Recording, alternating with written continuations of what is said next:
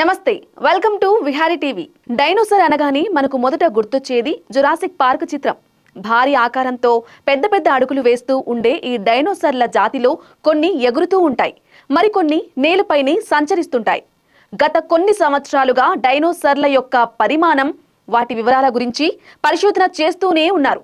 అయినా ఖచ్చితమైన ఆనవాలని ఎక్కడా కనుగొనలేకపోతున్నారు। గతంలో డైనోసార్లు 20 కోట్ల సంవత్సరాల క్రితం మెసోజిక్ యుగంలో జీవించాయని కొంతమంది శాస్త్రవేత్తలు ఆరోపించారు। ఈ మెసోజిక్ యుగాన్ని శాస్త్రవేత్తలు 3 రకాలుగా విభజించారు। అవి ట్రియాసిస్, క్రెటేషియస్, జురాసిక్। ఇందులో ముఖ్యంగా జురాసిక్, క్రెటేషియస్ కాలంలో డైనోసార్ల ఆధిపత్యం ఎక్కువగా ఉండేదని ఆనవాళ్ల ఆధారంగా తెలుస్తుంది।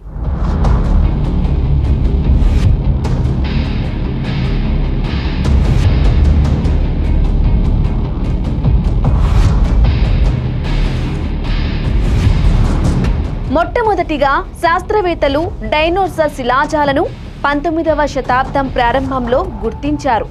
ప్రముఖ లండన్ పరిశోధనాకారుడు సర్ రిచర్డ్ ఓవెన్ 1841లో మొదటిసారిగా రాక్షస బలులకు డైనోసార్ అని నామకరణం చేశాడు। కార్బన్ డేటింగ్ పద్ధతి ద్వారా పురావస్తు శాస్త్రవేత్తలు దాదాపు 1000 రకాల ఎగరని డైనోసార్ జాతులని, మరో 1000 కంటే ఎక్కువ కేవలం నేలపైనే నడిచే డైనోసార్లను గుర్తించారు। 1970లో కొన్ని పరిశోధనల్లో డైనోసార్లు కూడా మిగతా జంతువులతో జీవించేవని తెలుసుకున్నారు। కొన్ని డైనోసార్లు గూడు కట్టడంతో పాటు అన్ని డైనోసార్లు గుడ్లు పెట్టేవని తేలింది। ఈ డైనోసార్లలో కూడా శాకాహార, మాంసాహార జాతులు ఉండేవని శాస్త్రవేత్తలు కనుగొన్నారు।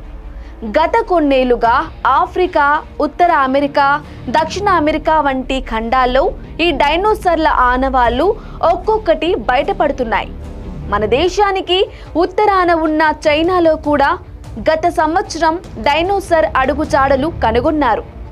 ఇదే తరహాలో ఫ్రాన్స్, ఇటలీ, స్పెయిన్, USA వంటి దేశాల్లో ఇప్పటికీ లభ్యమవుతూనే ఉన్నాయి। మరి ప్రపంచంలో ఎన్నో దేశాల్లో లభ్యమవుతున్న ఈ డైనోసార్ ఆనవాళ్లు భారత్లో లభ్యమయ్యాయా?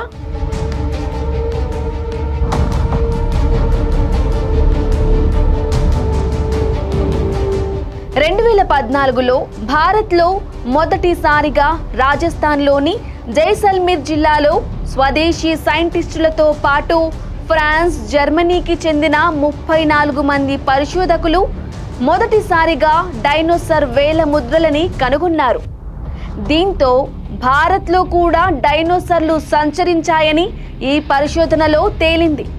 అప్పటి నుండి శాస్త్రవేత్తలు పలు ప్రాంతాల్లో డైనోసార్ల ఆనవాళ్లను కనుగొనే పనిలో పడ్డారు। ఈ ఏడాది జనవరి నెలలో మధ్యప్రదేశ్లోని ధార్ జిల్లాలో పడ్లాయ్ గ్రామంలో మండలోయ్ కుటుంబం తమ కుల దేవతగా భావించే ఒక రాతి బంతికి సంబంధించిన ఫోటోలని చూసి శాస్త్రవేత్తలు ఆరా తీశారు। ఆ తరువాత వెంటనే Lucknow Sahni Institute of Palaeosciences విభాగం పరిశోధకులు గుండ్రటి రాళ్లపైన పరిశోధించారు। కాకర్ భైరవ పేరుతో పిలువబడే ఈ కుల దేవతని మండలోయ్ కుటుంబం తరతరాల నుండి తమ దైవంగా పూజిస్తున్నారు। ఈ రాతి బంతుల పైన శాస్త్రవేత్తలు నిర్వహించిన పరిశోధనలో విస్తుపోయే నిజాలు వెలుగులోకి వచ్చాయి। అవి రాతి బంతులు కావని, టైటనోసారస్ అనే జాతికి చెందిన రాక్షస బలుల గుడ్లని తేలింది।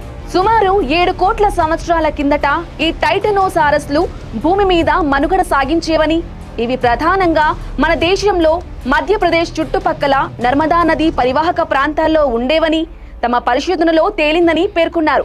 అయితే ఇదే ప్రాంతంలో తరతరాల నుండి మండలోయ్ కుటుంబం కుల దేవత పేరుతో డైనోసార్ గుడ్లను పూజిస్తూ వచ్చిన కుటుంబ సభ్యులు ఈ విషయం తెలుసుకొని ఆశ్చర్యపోయారు।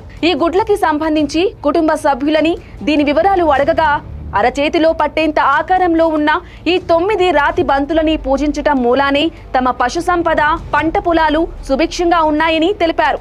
మా కులదేవతగా భావించే ఈ రాతి బంతుల వల్ల ఎలాంటి కీడు శంకించలేదని మా కుటుంబమే కాదు, స్థానికంగా ఉన్న ఎన్నో కుటుంబాలు కాకర్ భైరవ్ పేరుతో ఇలాంటి గుండ్రాయిలను ఆరాధ్య దైవంగా పూజిస్తున్నారని, భవిష్యత్తు తరాలు కూడా ఈ సంప్రదాయాన్ని పాటించే విధంగా ప్రోత్సహిస్తామని కుటుంబ సభ్యులు పేర్కొన్నారు। For more updates keep watching Vihari TV.